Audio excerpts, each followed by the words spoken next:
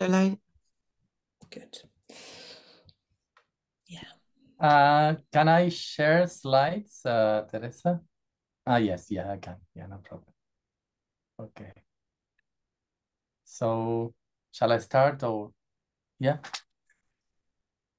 Well, thank you, Teresa, and thank you, Katharina. I'm really delighted to be here with you and all these new people that are attending this event. And I'm really happy to that I can share some of my experience in this field in mindfulness and compassion. And I think really it's fantastic that we can connect in Europe, with other teachers, other schools, and EAMBA, is kind of making this happening. It's quite a big kind of like a vision, to do this, something like this. I think we don't have this kind of opportunity very often. So I'm very happy. Although I'm not sure, how much I can share, because my English is a bit rusty. I find it a bit difficult, to communicate in English, and especially when you have to, in a way, connect internally and then speak and then all the gadgets and things. So I hope we can manage, and kind of like work together to make it easy, I'm sorry if I do any kind of mistake, or if you don't understand, let me know, please. I'll stop and try to explain myself. I'm here in Valencia, by the way, in south of Spain. Yeah, and well, as Teresa said about myself, I started over 20 years ago meditating, especially in the background of a Buddhist tradition. And then I met Vidyamala, and I started to learn mindfulness and compassion, kind of a secular kind of approach. And so I've been doing this for quite a long time now.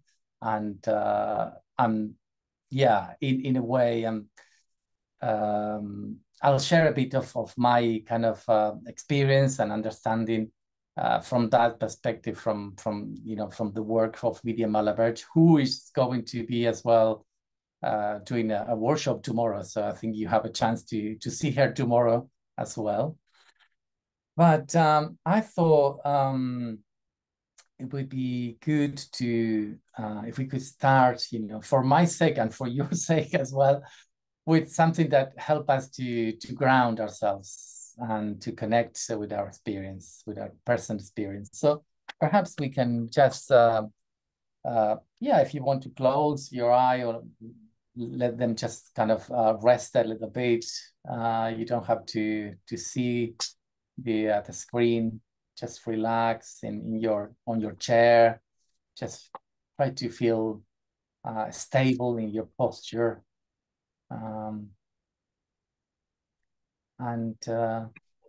Just notice your body, the contact of the body with the chair, with the floor, with the clothes.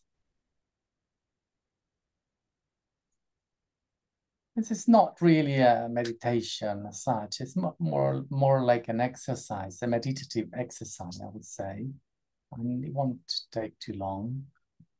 But I hope it will help us to ground ourselves and to connect with our experience and what we're doing. So to start with, I invite you to check, where is your breath right now? Where is happening in your body? Which part of your body is more kind of evident, more tangible, your breath in this moment? The sensation of your breath in your body. And I invite you to place one of your hands in that area where you feel your breath, the breath most in your body. And notice your body under your hand. Just this subtle movement, subtle kind of wave that produces the air coming in and out of our body.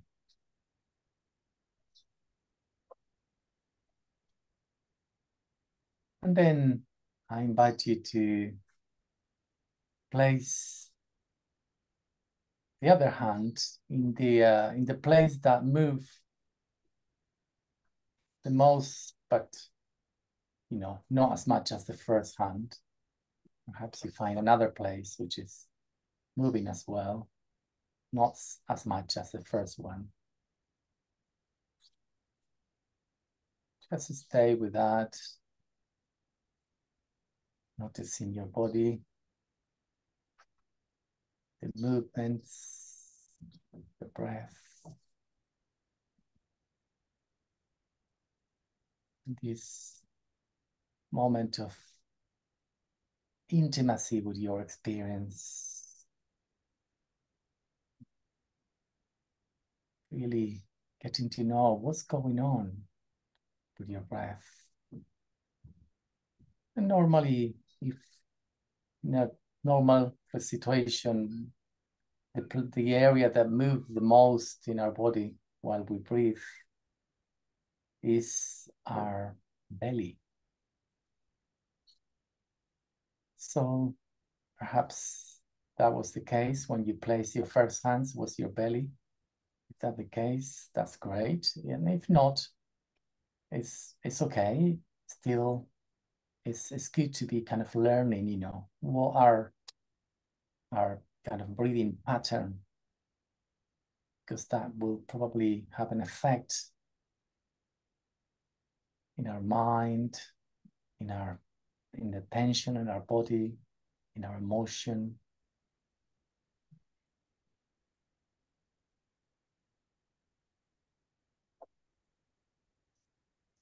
And whenever you're ready, you can just rest your hand on your lap, your legs, and just simply continue breathing normally without altering it or doing extra efforts. Just the normal breathing.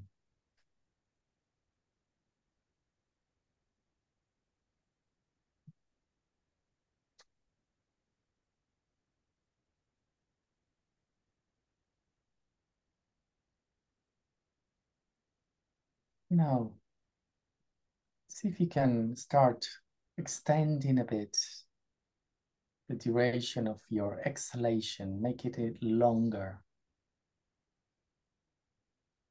Perhaps double the time of your inhalation. If you inhale in 1, 2, 3, perhaps you can exhale in 1, 2, 3, 4.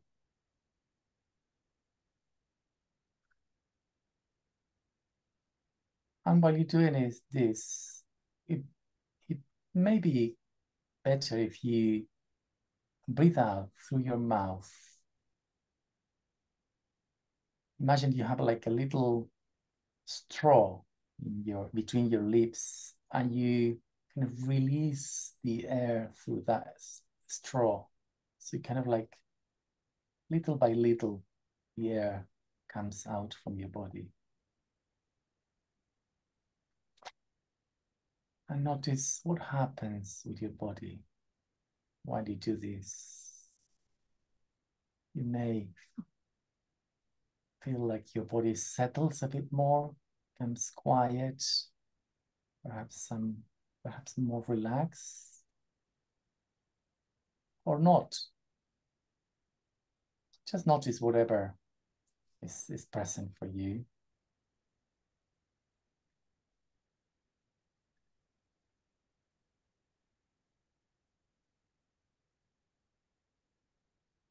Vidyamala says, like, if you're in doubt, breathe out. It's kind of a slogan she uses.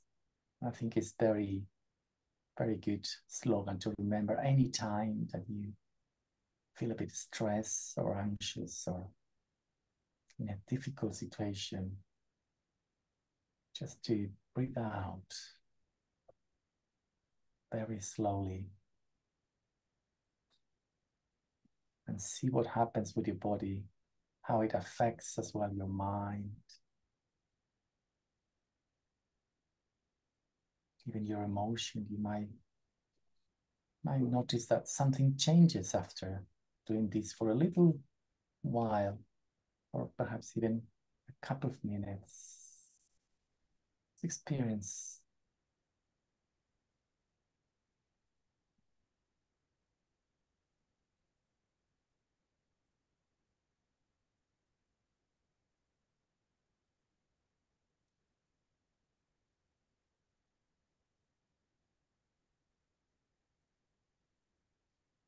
And when you're ready, just let's come back to the normal breathing without lengthening the out breath.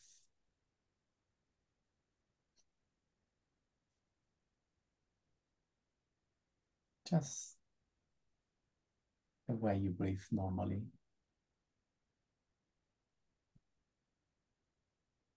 Notice your body again. Notice your mental state. Any emotion present. Any changes that you notice.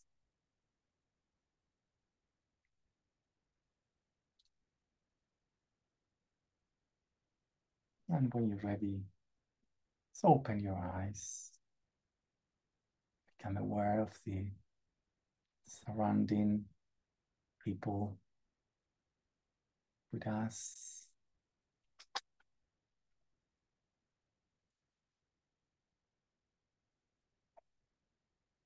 Okay.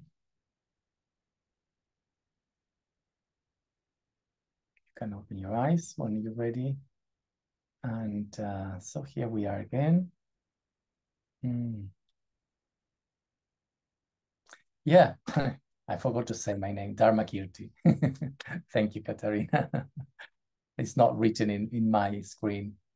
But yeah, how did it go? Did you notice anything? Oh, yes, of course. I have a long day today. So thank you for this session. It's really nice. I can calm myself down a little bit. But during the breathwork session, unfortunately, I find my throat so itchy. So maybe I can, I focus more on it. So take a moment just to stop, slow down on my throat too, not in my mind. Yeah, thank you for integrating and guiding us through this breath work. Thank you. Thank you for sharing.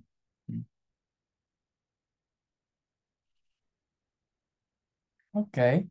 I think perhaps we can start a bit talking about what I'm kind of my purpose, the purpose of this meeting, a part of connecting with you and with EAMBA and all the teachers in Europe is to tell you about a specific program. Yeah.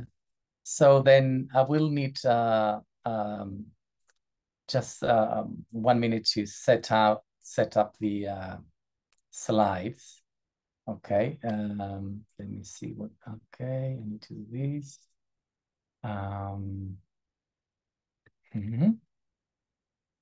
Okay.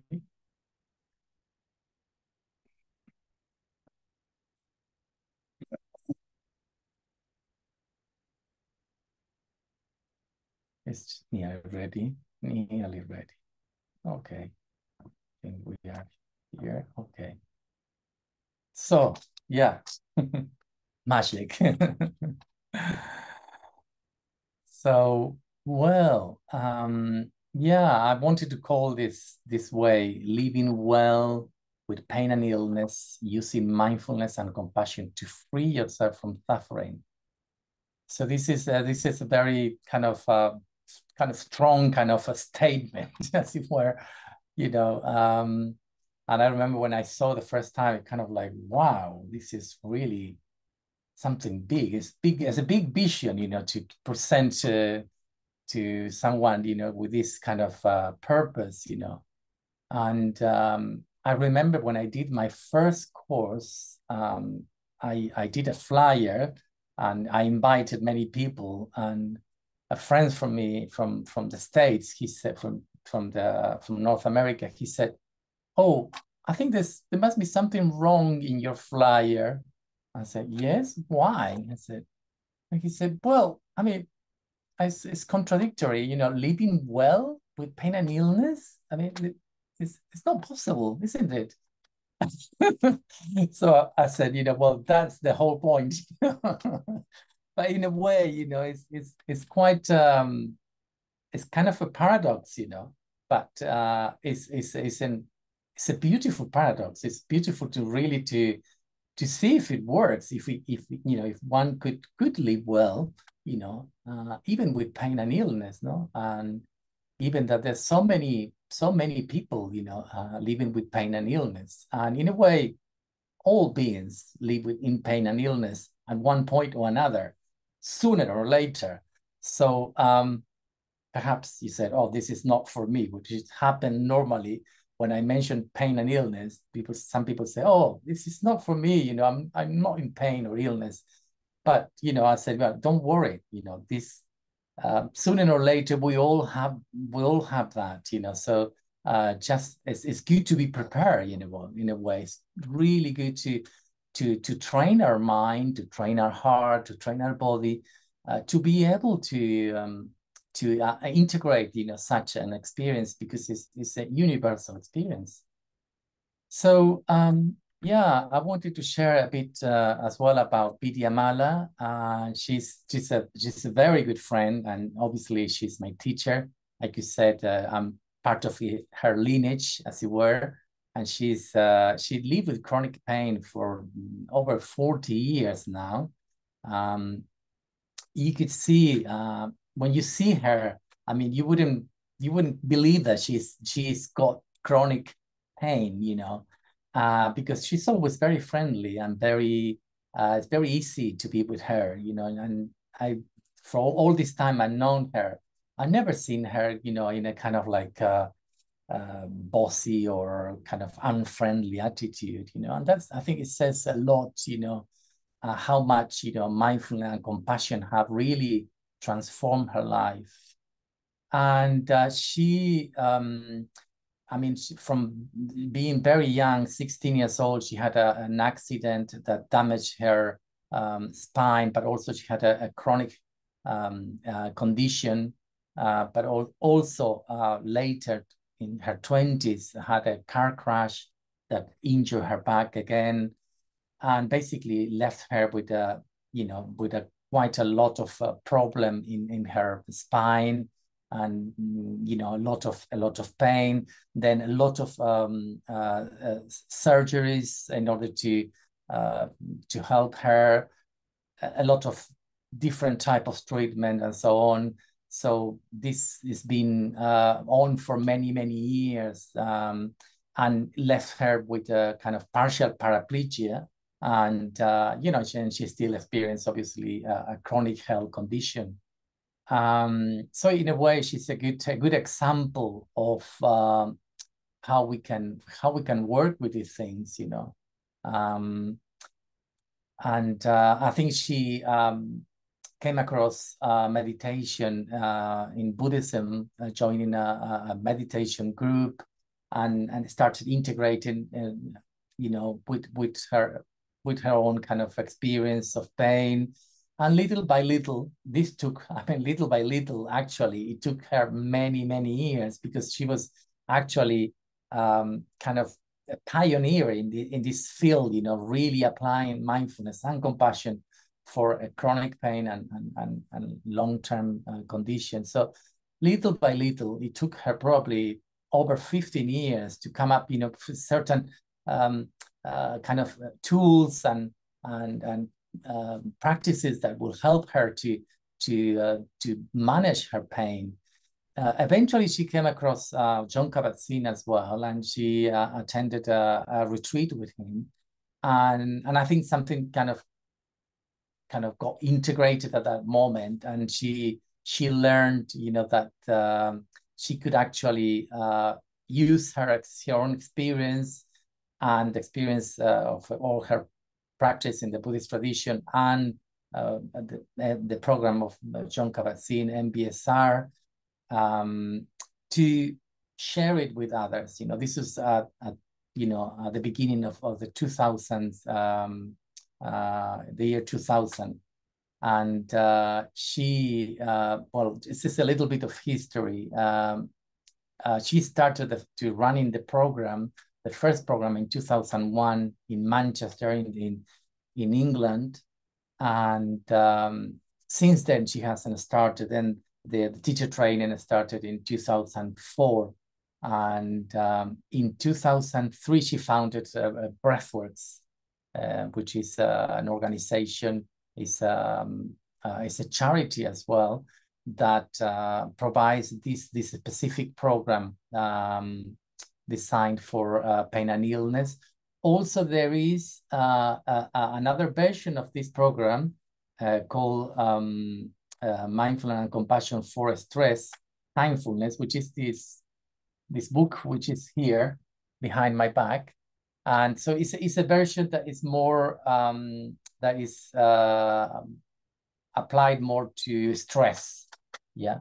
So that there are two programs. But the stress program is very similar to the pain and illness program, but it's got a bit more of language that address more people with stress, general stress. Here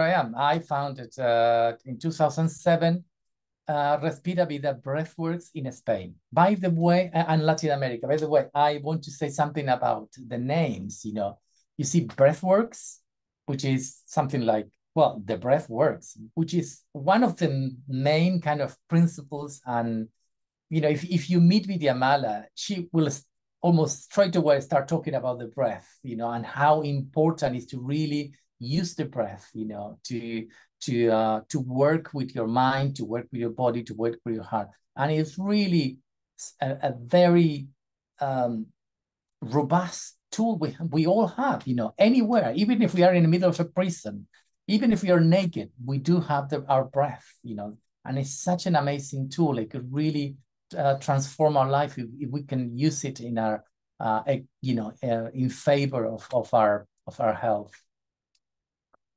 And the program is based in this book called Mindfulness for Health. And in northern states, it was called You Are Not Your Pain, which is the name that has got here in Spain. Tú no eres tu dolor, which is a beautiful name. In a way, one of the things that always Vidyamala talks is like, the sense of isolation and the sense of that you are a victim. If you have pain, one feels that one is a victim, that, it's happening to me, it's something like it's a punishment. What have I done in my life that for this to happen? So this is kind of, internal things that, it's very common, when with people with pain and illness, and to say this, you are not your pain, is in a way saying, well, pain is not yours. It's part of being human in a way. It's a universal experience, It's kind of like, it's such a relief in a way. You feel more connected with people just by understanding that idea. So it's based in this book that she wrote with Danny Penman. It's another it's a psychologist from England, and the book was translated into over 20 languages, and the recent one was in Chinese. So it's very, very, very popular, the book, all over the world, and has been awarded with the British Medical Association Award, a very important award. And the book itself is divided into chapters that represent the actual weeks of the course. Yeah. So in a way, only by reading the book, you can have a sense of what the Vidyamala's program is about. Oops, pardon. So there are over 100 teachers, MBPM teacher, trained by other breathworks or Respira Vida, and in over 27 countries around the world. So I said about breathwork that the breath works, so but also Respira Vida, I don't know if you understand Spanish, means like breathe life. Yeah. So in a way, I didn't want to take out breathworks, but I wanted to put something that is more connected with the Spanish speaking world. And so we put together Respira Vida breathworks, and I think people really get the point. Anyway, so that's the book. It's not the only book. She has written several books, but this is, in a way, in terms of the program, is probably the most important one. Yeah, it's all the reading of the programs are here, and also it's got audios associated with it. And well, Vidyamala is really committed to. She has a really a very big vision. She's really wants to take the program to as many people as we can, in a way, and she's really wants to share these tools that she had found for dealing with her pain and her condition. And in a way, one of her vision is to really bring more kind of awareness, and to people that are living with long-term health condition, and it's 1/3 of the world's population live with a long-term health condition. So that's quite a lot of people, and so it's very important to raise awareness and bring more light to the experience, and to make more visible, like a lot of people that are with pain or with long-term illness sometimes is invisible. You don't see this, and so it's and also there is a kind of part of many people feel a bit like ashamed, to say, no one wants to say I'm ill, or got pain, but in a way, when you see Vidyamala and how she encouraged people to really kind of bring awareness and to really uy, ha aparecido Siri have just turned up, sorry. Okay, I hope she doesn't. So it's also the program is kind of the idea is kind of move from cure, to care, so it's kind of there is a quite an important difference here, and it's not that it's not important, all the conventional treatments that are available, that's fine, but also we need to create a culture of care, and this is kind of like what the program address, in a way. Well, this is more or less what I said, and one thing that always Vidyamala says is like, the program is about getting your mind to work with you rather against you when the body hurts. So I think she's always trying to find very simple kind of language to reach more and more people that they really need to understand this. So she wants to really reach a wide audience, not to just people that are into mindfulness or the light meditation. So you will, if you meet her, you will see that this is part of her vision. Then before the first book, she wrote another book, which is Living Well with Pain and Illness, Using Mindfulness to Free Yourself from Suffering. This was her first book, but it's actually a very good book, but it's kind of more academic, perhaps. So you really need to be interested in mindfulness to read this book. And I think it's the first one that I've shown you is more for general public, really. And this is one of the definitions of mindfulness that Vidyamala offers in this book. Living in the moment, notice what's happening and make choices in how you respond to your experience rather than being driven by habitual reaction. So in a way, the second part of the definition is kind of the outcome of being mindfulness, being aware. So what an amazing outcome, you are actually, you have more choice, how to respond to your experience. But in order to make choices, one needs to know what's going on in our experience. So it's, in a way, it's a very, very good, and it's got ethical also kind of elements as well. And this is a brief kind of explanation of what a participant will kind of get after attending the course. Yeah. So they will undergo a profound change in how they relate to their experience or their condition. Yeah.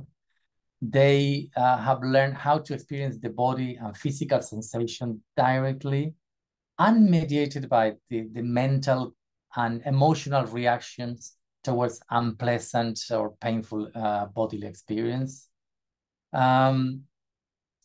And this is also very, very important, just to see into the fluid, ever-changing nature of all experience. This is really a concept, a key Buddhist concept of the Buddhist psychology, which is impermanence, is to see that everything is changing constantly. So to see this really dissolves tendency to relate to pain or any unpleasant symptoms as a concrete, fixed or rigid. And then to no longer experience difficulty as a cause of isolation, which is something that I mentioned earlier. So participant will develop a sense of common humanity, and where any experience is an opportunity to empathy and connectedness. So I think this is really something very basic, but not so basic, really 4 points, but really you have a sense of someone finish the course, they will have this kind of kind of learning that they can take with them to their life. So I'll show you just one slide about a bit of research in the program. The program has kind of over 15 years of research. There's a lot of research that has been done in the program. One of them is an evaluation of self-reported evaluation on this catastrophizing subscale. Sorry, it's difficult to say this word, pain catastrophizing subscale. This subscale has many items, as people have to answer this item. For instance, the item rumination is with thoughts like, I can't stop thinking about how much it hurts. So that you can see the blue one is before the course and the yellow is after the course. Magnification is, I'm afraid that something serious might happen, Again, before and after, and helplessness. There's nothing I can do to reduce the intensity of my pain. Recently, end of 2002, the University of the Basque Country here in Spain released in the Mindfulness magazine the randomized control trial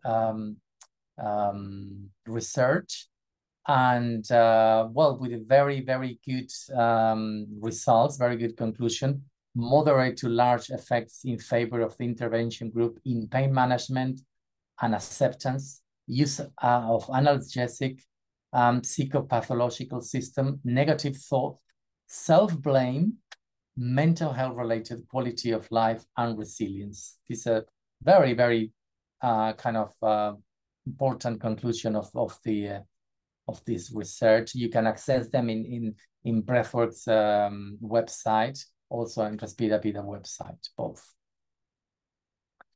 Okay, let's move on. I'll tell you a bit about the course format.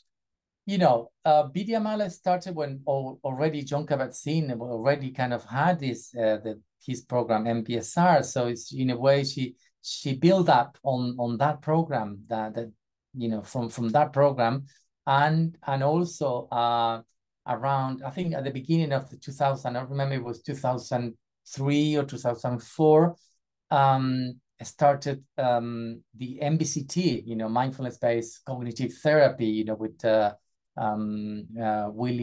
Mark William and others, that they produced this program for relapsed depression.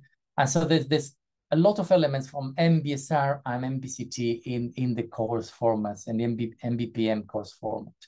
And of course, the duration is 8 weekly sessions of 2.5 hours, and there is an extra session, which is after the last session. It could be 2 weeks after, 3 weeks after, of at least 2.5 hours.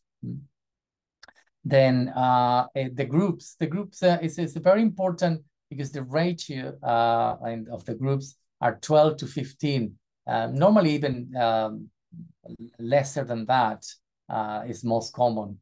And this is very important because it's such a delicate subject that you're dealing with.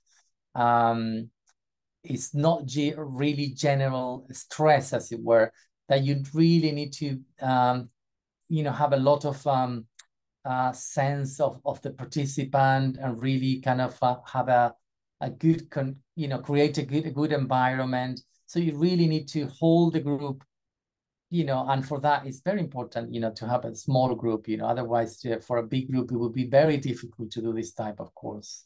I don't think I would recommend to do this course with, I don't know, 30 people, for instance. It would be very difficult.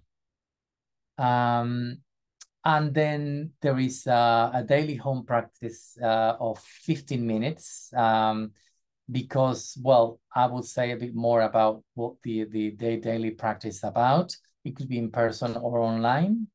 And there are 6 meditations practices for managing pain and illness. I will talk about them shortly.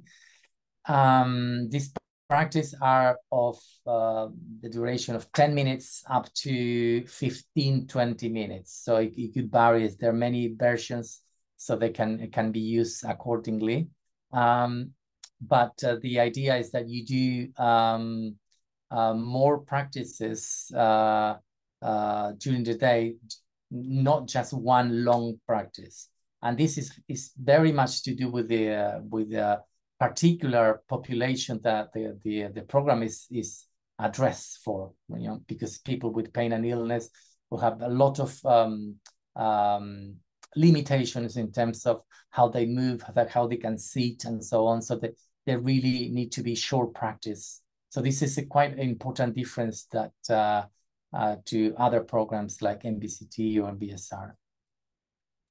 And there are like 21 key concepts throughout the whole kind of program. And I won't talk about them, don't worry. I will talk about one key concept, because I think it's the key concept. I'll tell you later. Key elements throughout the course. Okay. Well, I already mentioned, you know, this is mindfulness and compassion, you know. In a way, we are really writing the word compassion because we want to be there, visible. But from the perspective of the program, of Vidyamala program, and even from the Buddhist perspective, you wouldn't need to use the word compassion or kindness, because mindfulness is embodied with compassion and kindness. It cannot be another way. But because we are trying to communicate this in a secular world, we need to really emphasize in this aspect to give a kind of like an ethical kind of framework and to raise awareness this aspect of mindfulness, which sometimes is overlooked, sometimes manipulated, and it could become a bit free, kind of aloof, or cool, a bit distant, so that there's a lot of positive emotion, of development of positive emotion, cultivation of skillful qualities, like all these qualities that come from the Brahma Viharas: metta, karuna, upeksha, and mudita, which are kindness, compassion, empathetic joy, and equanimity. And you will see that these are very well represented in the course, in the meditation practices. There is a whole kind of program of mindful movement throughout the course, and these are very, very simple movement based in yoga and Pilates and Qigong. But so what the emphasis is in the quality of the movement. It's not in repetition. We don't even talk about exercises, because it's exercise in itself, it's already called for repetition. These are movements, so you're emphasizing in the quality of the movement and how you can really connect with the sensation, with your body. It's so common that when we are in pain and we are in a long-term illness, we kind of like don't do much, and our body, start losing a lot of muscles, a lot of flexibility, and that it becomes a kind of a vicious cycle that really makes it more difficult, to work with our pain, with our condition. And also there are like a set of activities for daily life, particular ones, a set that is for one each week is called habit releasers. That's very, very simple activities. It's an opportunity to practice mindfulness rather than, just simply doing a kind of things in automatic pilot, or unhelpful habits. Like, for instance, watching a kettle to boil. You think, well, that's quite boring in itself, But actually, if you kind of, you just, stay, for a few moments, you just looking at that and noticing, the sounds and, all what's happening, you really, in a way, it's an example of how you can relate to your own experience internally as well. So all these habit releases are really very simple exercise. In a way, they're not things that extra things that people have to do. Is things that they're already doing. They only have to kind of like engage in a mindful way throughout the day. Many of these examples, I don't think I will say more about that. One important aspect of the program, which is run throughout from third week onwards. So there's many kind of part of this pacing program. It's called pacing program, and it comes from the pain clinic of England. It's been adapted to our program, Vidyamala adapter program, and it's basically an opportunity to using diaries and register all your activity throughout the day, throughout 7 days. Where you build this database that you can learn about what you do in your daily life, and then throughout the course we kind of try to kind of explore, investigate what these activities are affecting our life, and how we can work with this. Because one of the things that is very common with people with pain is that when people feel better, and so you start doing more because you want to make up for the lost time, and this leads to overactivity, which is called boom.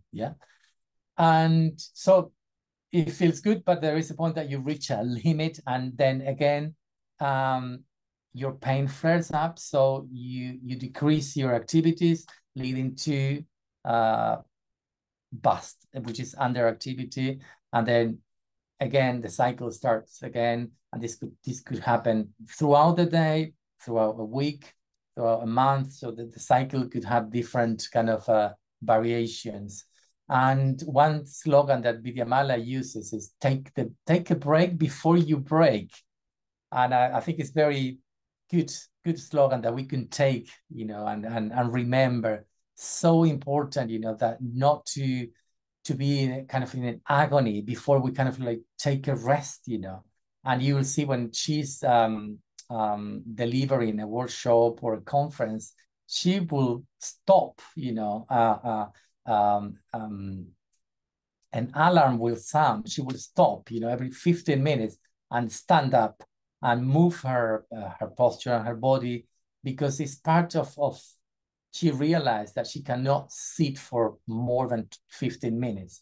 And that's one kind of conclusion that you can reach by doing this program, you know, with the sitting activities or any activities you do, you find the right amount of time, the right way to do it, so you don't kind of reach this limit, you know, you don't break, you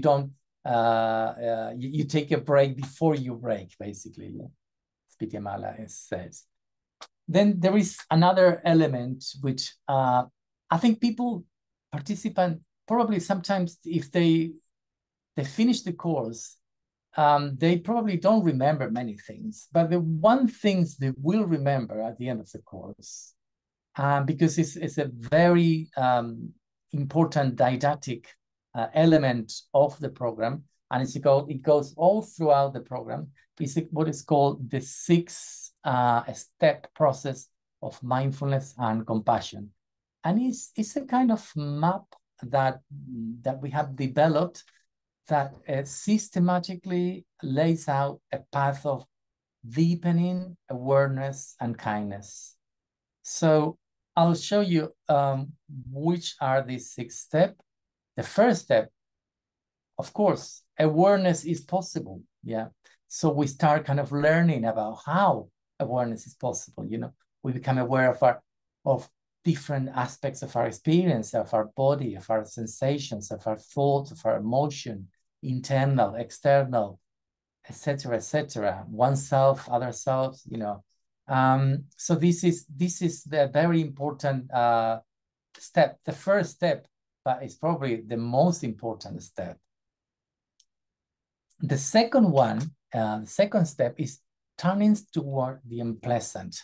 This is when people say, "What? Are you mad? Who wants to turn towards the unpleasant?" I mean, people think that you're joking, you know, why to do that? You know, you might say, well, I prefer, you know, just to forget about this, you know.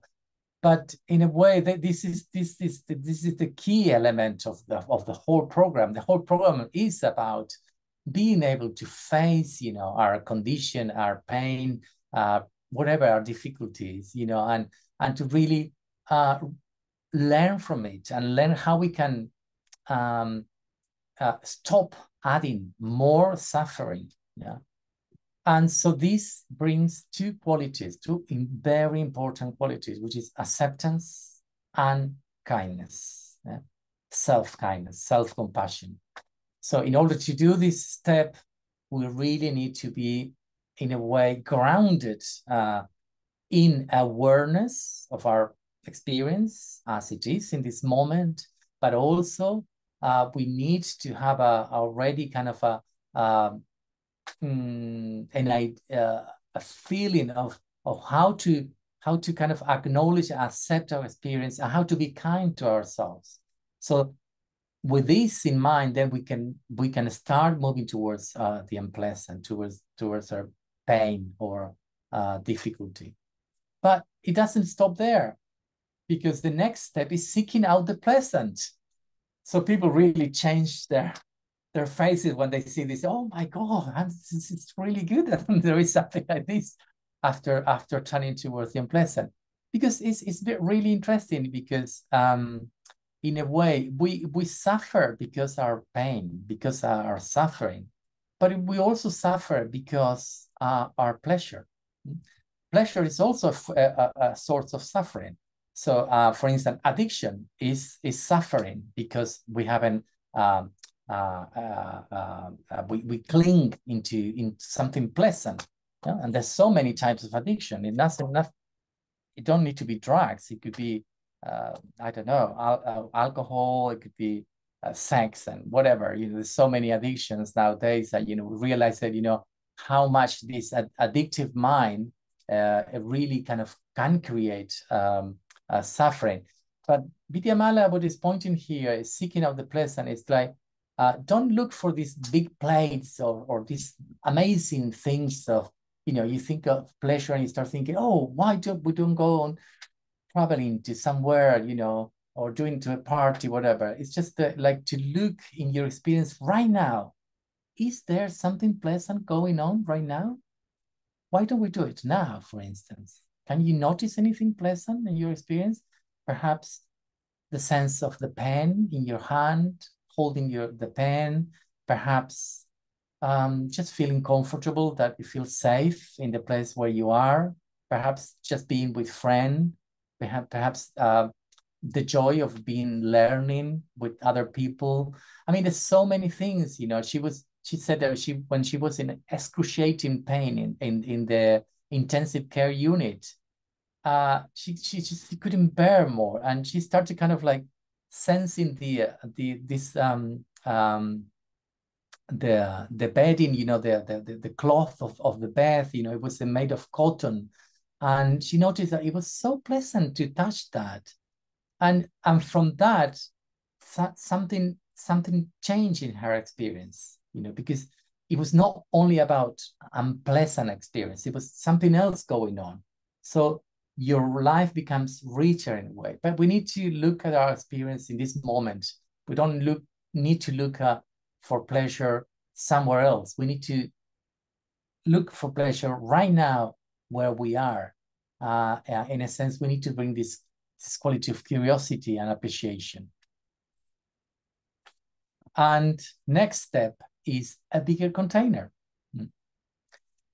This is, in a way, is a metaphor for equanimity, for bringing perspective to your experience. Once you see what's going on in your mind, your thoughts, your feelings, your sensations, your thoughts, you see that there are unpleasant sides of your experience, you see that there are pleasant sides of your experience, then you kind of like step back a little bit and try to see the whole of your experience, and not to over focus on just one part of your experience, because that could be a way of adding more suffering. So we need to kind of like have a more kind of balanced view of what's going on in our experience. In a way, all the time we are experiencing pleasure, and all the time we are experiencing suffering, pain. Even if, for instance, you are hungry, well, that's an unpleasant feeling, isn't it? So you don't need to wait until you have pain to experience unpleasantness. Or perhaps you have a cup of tea. Well, that's something pleasant in a way. But the idea is, with the fourth step, is you really look at the whole of your experience. You don't focus in one part of your experience. So up to now, we have been focusing like with a zoom, very, very much looking at the details of our experience. With a bigger container, we are like using great angular kind of lens, and looking everything what's going on in our experience. And this is an important step because it leads to a sense of connection. To you connect with others. You realize that you are not alone. There are many people is having the same experience. They're all trying to get away from suffering. They all want to be happy. And so we have these basic tendencies, emotional tendencies that we share. So this is the common humanity part of the step, the fifth step. And the last one, which one do you think would be the last one? In a way, I already mentioned the last one. Perhaps anyone has an idea?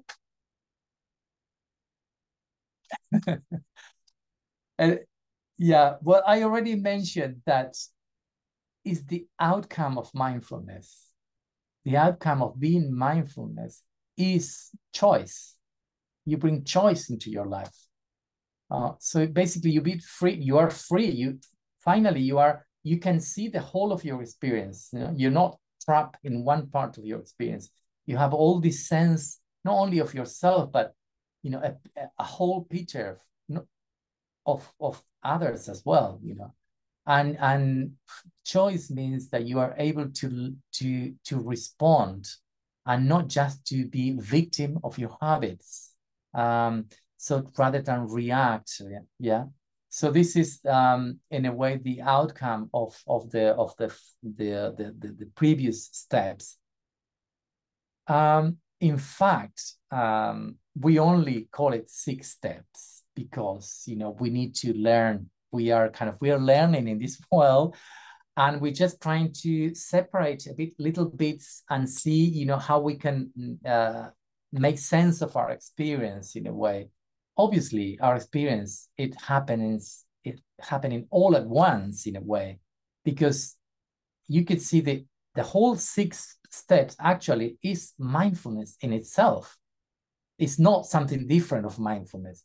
So once you start the first step, you're already starting the rest of the steps. It's not that you need to wait, to develop the first step and then you go into the second.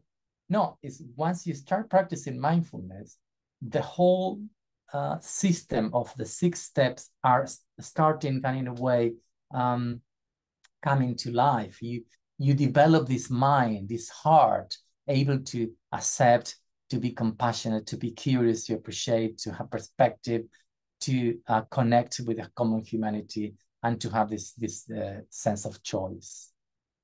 Okay, and this is, obviously they are all connected.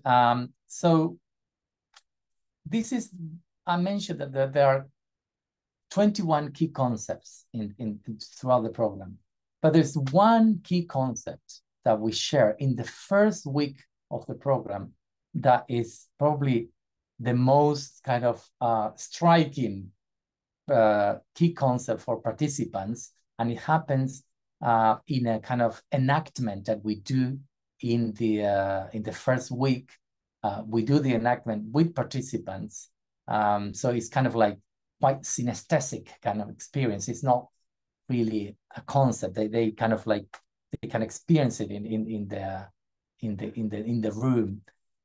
It's about how we can dismantle, how we can unpack suffering in our experience. So this comes from a Buddhist psychology, and it's called Salata Sutta, or the Sutta of the 2 arrows. Yeah, and so the first arrow is the arrow of pain. So this is pain. This is, well, you didn't pass the exam. You had a difficult conversation with someone you loved is not here anymore. You just spilled hot coffee on your leg. Well, it happened already. So this is the first arrow. Yeah, you got this experience, which is already unpleasant experience. It's difficult, it's painful, whatever. But we don't, in our internal kind of conversation, our internal mind, we don't stay just with this first arrow. We start kind of reacting, and we throw ourselves more arrows. Like it could be, I don't know, say the first arrow. We could say it could be that you are being with back pain for the last 2-3 months. What could be the conversation, your internal conversation? What could be these second, third, fourth arrows? Have you got any ideas what could be this? Any examples? Blame, shame. Pardon? Blame, shame. Blame. Yeah. I was so stupid. I was training, exercising too much. Now I'm paying the price for it. That's right. Yeah. Good. I think you got the idea. This is horrible. Why me? You know, I will start. I won't be able to do things such and such thing anymore. I will lose my partner. I will lose my job. You know, I can't cope with this. You know, and the piles goes on and on and on. You know, and the arrows come. You know, more and more arrow. You know, so this is what is called secondary suffering. And the whole program is about helping you reduce or overcome secondary suffering. Yeah. So once we enroll a participant, we have an interview with this person. We say, why do you want to do the course? And so if the person say, well, I want you to get rid of my pain, just we say, well, this is not your course, because the course is not about getting rid of your pain. It's about, you know, working, you know, how you relate with your pain, you know, and how you can stop creating this secondary suffering. And the tool, you know, in a way, the kind of the vision that help us to reduce the secondary suffering, the strategies and practices are captured in these 6 steps that run throughout the whole 8-week program. So let's see if it does. I got a very kind of technological here. Whoops. I mean, we do it in a very kind of friendly and very kind of enactment way in the room, but you know, I thought it's quite awkward to do it on the screen, so I thought I'll do this just for, you know, just to show it a little bit how it works. Anyway, so how mindfulness and compassion works. We have the experience of discomfort and pain, and then we relate to that with resistance, you know, with rejection, with resentment, and that leads to more suffering. So we want to kind of stop that cycle, and the whole program is to really change that in a way, that equation, and to relate to discomfort and pain with acceptance and kindness. And that leads to choice. Once you relate with acceptance and kindness, then you have a more choice. Basically, you're learning how to respond and not react to your experience. And this is really a move from the reactive mind to the creative mind. It's a move from trying to control, you know, your experience to try to love your experience. So it's really, I mean, it may look simple, but really, you know, we need to process this, and the course is about how we can make this journey, you know, how we can support you during this journey. So the last slide, sorry, I'm probably it's taking too long. So I'll just show you the kind of how it's integrated, the 6 steps each week, and then each of the meditation we have for each of the weeks. So the first week we explored the first step, and we explored the body scan meditation. And the second week we have again the first step, continue the first step, and we learn the breathing anchor meditation. And the third week we bring mindful movements, and we bring also the pacing program, and we still with the first step. So 1/3 of the course is about how to learn to be aware of our experience. So we really need to build a very robust ground, so then we can move to the fourth week, which is the week of moving towards unpleasant.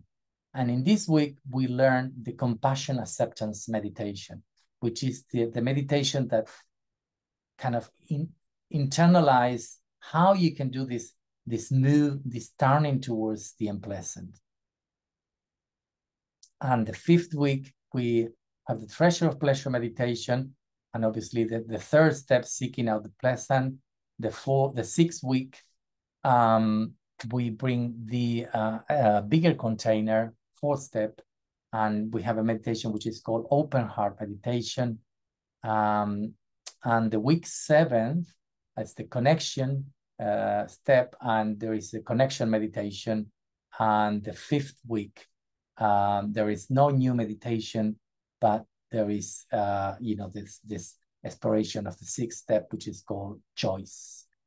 And so, well, this is to have a sense, what's going on throughout the course. There's a lot of things I could say specifically about this, but what I can say in general is that at the beginning of the course, there is kind of a strong emphasis on our own experience, our internal experience, and throughout the course, we start connecting with others, connecting with the world, noticing that how important it is to come out of isolation and to connect with others. It's very important, this kind of social aspect of the practice.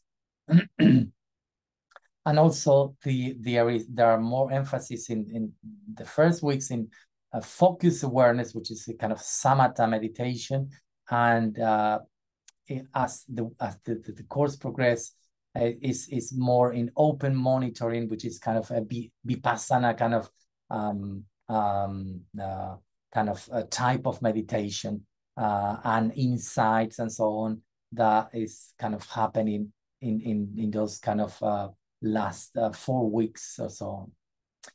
And yeah, so I think that's a lot of talking from my side. I think it's a good time to perhaps invite you and to just breathe and perhaps here, if you have something that you would like to ask or share, yeah, about what I just said. If we have enough time, I'm very happy to do another short practice to have a sense of how to work with the second step particularly.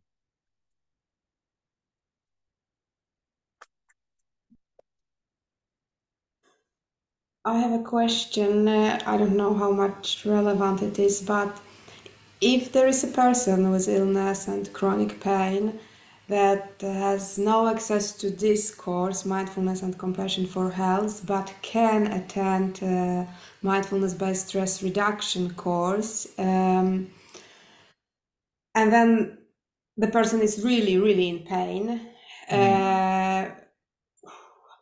what are your thoughts around it? Could it be helpful? And there's big resistance in general. Would it be helpful, or it's not the right way to go? I know it's difficult to say, but your reflections around this question. So would you say if someone has got pain, but he can only access a stress course? Yes. Okay. Mindfulness-based stress reduction. Mm-hmm. Oh yeah. Well, I mean that's happens a lot of times. It's in a way. I think any mindfulness course that this person can do will really help. But obviously, if there is a specific program that address that aspect of our experience, painful and long-term condition, obviously it's got integrated a language and a specific kind of tools, that could really help for that experience. But I think any mindfulness course will be helpful. But perhaps after that, it might need to look for something more specific, But sometimes, it could be that your possibilities are limited in terms of what you can access. Yeah, thank you for the questions. Yeah. Thank you very much. Yes, Magdalena. I just want to thank you first for this so structured presentation, and just want to share that I'm in the middle of this course, going through as a preparation for the teacher training in this with BreathWorks, and just want to share the personal experience how this approach can be really concentrated in one meditation. We are dealing with a real problem. During that meditation at the beginning, I have long-term breathing problems, and I had restriction in my chest. And how this approach, first becoming aware, then be with it, then becoming aware of the whole other space in the body that is perfectly okay, and how it makes a big container for this problem, and how all this together really enables you to choose how you will respond to this problem, and how this soft attitude makes on the body level more possible to get better.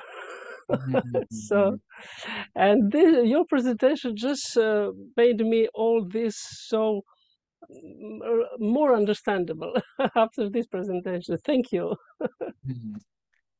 Thank you so much, Magdalena. Yeah, that's a very good. You sharing your experience, and and I think it's you said here in Spain, I always put an example, like if you have a knee problem, and you come to see this person and say, hello, how you doing? And this person would say fatal, which is fatal in Spanish is like horrible, and you start looking at this person and think, what's going on, And actually, it's just his left knee what is going, that he's got pain, But language we use, we are implying that the whole of our experience is horrible. And in a way, that's the world we create, because when with our thoughts, with our mind, with what we say, we create the world we live in a way. So if you say I'm horrible, well, that's the whole of you. But so the idea is like you can be more specific and say, yeah, well, actually, yes, I'm fine, but my left knee is really bad, Well, that's it's a different idea, isn't it? Like you have a different sense of what's going on. Completely. Exactly. Yeah. So it's a good example. And you can do it in tiny moments during the day. Don't have to sit for a long time in a certain position. Any position you can, any moment you choose during the day. Yeah, actually, I want to show you the first time that Vidyamala came to Spain, she sat in meditation like this. If I put, okay.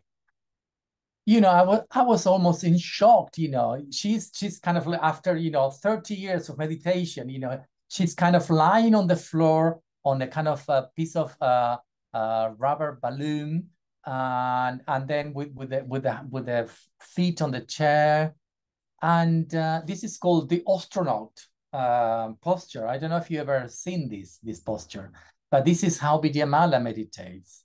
And this is also a very important aspect of the meditation practice, that they are shorter because you are invited to do several practices throughout the day, and also we don't ask people to stoically persist in a single posture, as you do, for instance, in a Zen tradition or other programs. And it's not, you know, it's good to persist in one single posture. That is good for so many reasons. But when there is something with pain and long-term illness, you really need to be sensitive to your body. And so you can't really meditate, you know, if you are experiencing an excruciating pain, you know. So you really need to find a posture that works for you, and perhaps you need to find several postures throughout the meditation. We had a participant come in with bags of pillows, and they will, you know, find the posture that really they can actually relax, and so they can really take in the meditation. Otherwise, it was kind of like they could not meditate, you know. So it's a very kind of a specific kind of type of approach that we are kind of trying to communicate. And you really need to be creative and very kind to yourself, you know, not to try to kind of do like this because everyone else, you've seen the meditation, everyone else is like rigidly sitting, you know, like doing like this. So we really encourage people to find the way that can really help for the practice.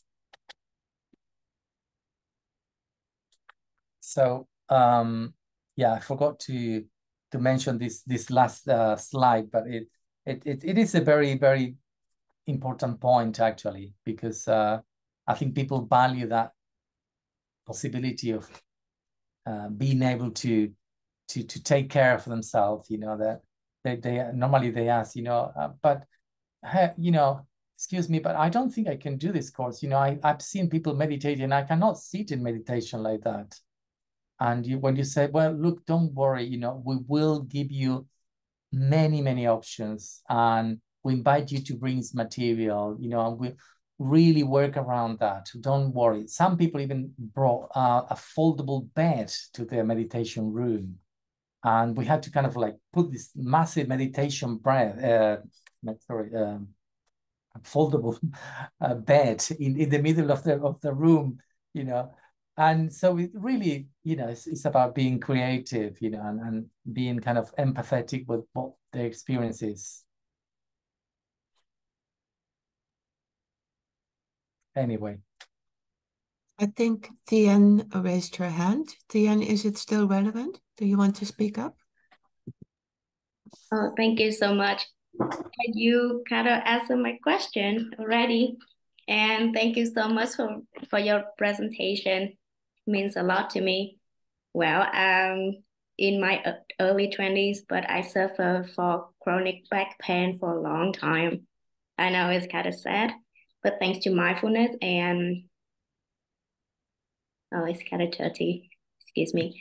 Yeah, thanks to mindfulness, and I have to basically explore how to manage pain and how to overcome. Basically, I need to learn how to accept it. I experienced it myself, so I can understand how challenging and unpleasant it is. So I'm just curious. Yeah, that's the hardest step during this process. How can you help participants kind of de-escalate or ease on their anger, their doubt and comfort during this process? Yeah, that's a very good question. Yeah, I think it's kind of quite systematic and progressive, and we kind of like work with emotions and thoughts, you know, from the very beginning of the course, and in a way, you know, we invite people to really look at their thoughts, at their emotions, in a way that they don't identify with them. They don't try to suppress them. They just try to kind of like let them be in a way. And it's it's easy to say in a way, but we're talking here that we take the participant in a journey that we learn little by little, how to do this. In a way, you learn how you can regulate yourself, how you can take a bit of perspective on your emotional states, on your mental states, and that little by little makes that your thoughts and your emotion, they lose the control over you, and you gain the kind of like more perspective. Perhaps they don't disappear, perhaps they are there, but now they're not controlling you. You're not trapped in them. You have this distance of perspective, of equanimity. So yeah, it's something that we do. It's not so easy to explain conceptually, but I think it's something that we definitely put a lot of resources and tools and practices to how to relate to all different aspects of our experience. And I think to bring perspective is probably the most useful one. Awesome. Thank you so much. And do you think talking directly to them or put them in the same group who shared the same experience would help? Absolutely. Yeah, you got it. Definitely. I mean, the standardized programs are really made for group experience. And I think that's most of the programs have been researched and measured in a group setting.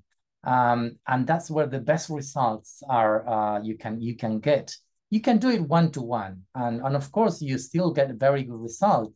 But I think we are social people, and we learn from each other, and I think it's so beautiful and so inspiring when you do it in a group setting. You learn, even if you do nothing, even if you are like completely, like I'm not going to do anything, I'm just sitting here and look at others, what they do. I mean, you still learn a lot. I remember people say, well, I just give it a go, but I don't think this is good for me. I just sit in that corner. Okay, don't worry. And those people probably at the end of the course are the people that probably have learned most because they kind of like, they really transform, their experience just by sitting there. My teacher, Sangarachita, says that like, just the fact of being aware, only being aware is transformative. You don't need to do anything special in a way, just being aware. But, you can also say that, being aware in itself is intentional. You need to really work with it, and I think once you are aware, you are in half of the journey in a way. The rest, will start unfolding if you maintain your intention.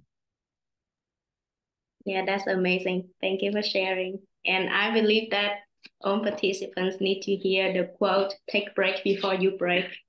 Yeah, that's my favorite quote.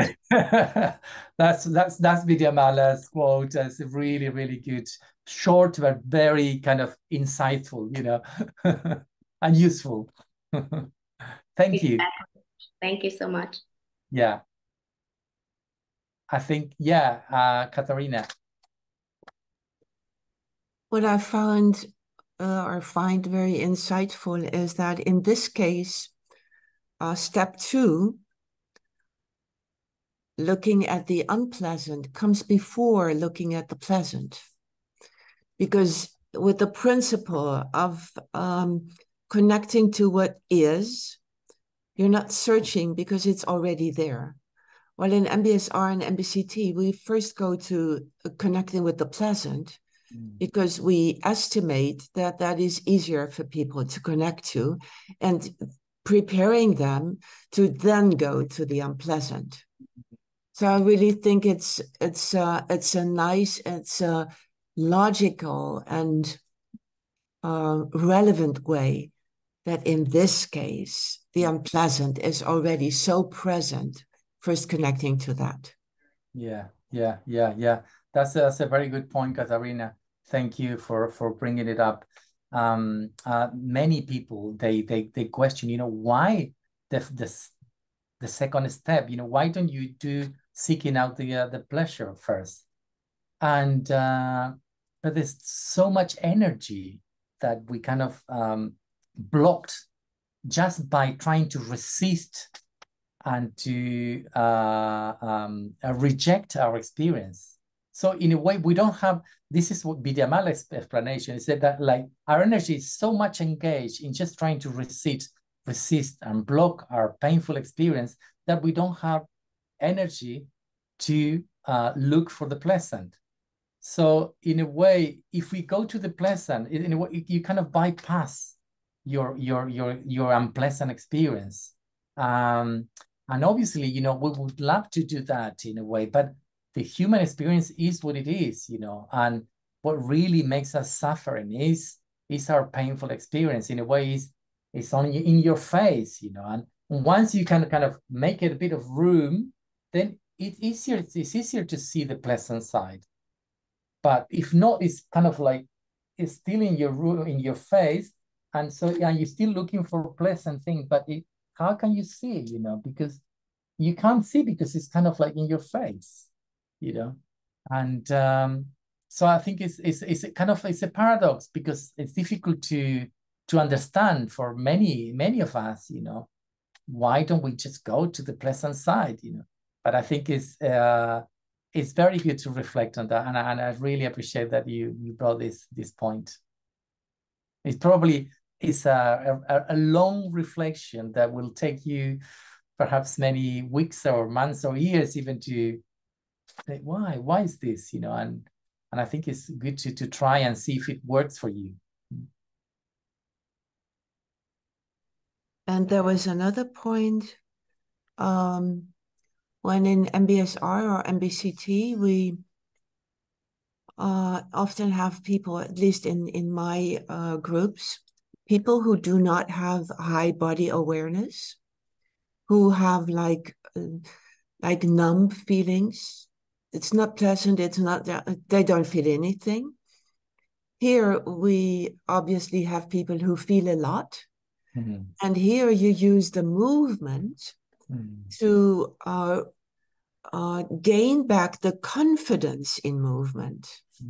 And that I find that so elegant and so consoling, that the movement is used to regain that confidence. And the other word I think you said, to also increase or embrace, I don't know which word you had, to embrace the mobility you still have. Yeah. That is so soft, that is so mild, so gentle. Yeah, no, definitely. That's it's not, as I say, it's not an exercise, it's kind of, it's a movement, and the difference is really important, because in a movement you're more focused in the quality, of your attention, how you engage with your experience. You need to kind of bring curiosity and really be fascinated by yourself, by your body. I mean, not yourself in an egoistic way, but the complexity of your body and the beauty of your body, and I think it really brings you back in a very gentle and very easy way, because it's very, very simple movement, and I think I agree with you in this point as well. And no matter how diverse functionality you have, I mean, I've seen so many people, in wheelchairs, in different conditions, people that could only move certain parts of their bodies, and you can even propose, to use imagination, as there are research that even if you imagine the movement, it still has an effect. So that's quite hopeful, for people that have difficulties with the bodies, So even just imagine that you're doing the movement, it could have an effect. So as subtle as that, it could go, you know, the idea of really doing this movement, you know, and it's I think it's a good kind of like way to regain this connection with yourself, yeah, and with others as well, you know, because we love to move, you know, as human beings, you know, but we have perhaps a very rigid idea about how we need to move, and we need to again find ways of moving that we can adapt to ourselves, and there's always a way. Well, I've seen that many people have disappeared. I think that shows that we are a bit over time, and most people are still here. Yeah, they're still here. So I mean, the ones who are here, it's okay, and if you want to leave, that's also okay. I realize, Dharmakirti, that we didn't touch upon the work you do in Middle and South America. Maybe those of you who would like to know about that, we can connect to you there. Because that's also a very important part of your work, to be able to share that in other cultures and to disseminate it all over the world. I put the link to the tomorrow's meeting with Vidyamala in the chat. For those of you who want to know, you can go to the Ayamba News section and it's there. Also, Dharmakirti, much thank you, much gratitude to you for sharing what you do with your association in Spain. So it's very nice that you bring that value to the community, not only today, but also on the 22nd. So please keep up that good work and help us bring it to the community. Thank you so much for inviting me and for, you know, asking me to share all this this work of Vidyamala, and I hope that this is the beginning of many opportunities to meet again and celebrate you know, all what mindfulness and compassion is kind of helping our societies and, you know, the people around us in Europe and all over the world, really. I think it can be perhaps a little kind of small, but I think, you know, is something really important, and I think is something that really goes to what we are really as human beings, you know, what is important for us. And I think it's no matter how small, how little it is, I think it will grow and it will reach many people, and I hope so. Thank you. Thank you so much. Yeah. And also happy that Spain is also present in our association. So with also a few other meetings. So yeah, thank you so much. Yeah, I think we'll be there in the meeting of the council, council. Some of us from the Spanish network will be there joining as well. So we look forward to that. Thank you. Thank you for your good work. Amazing. So, yeah.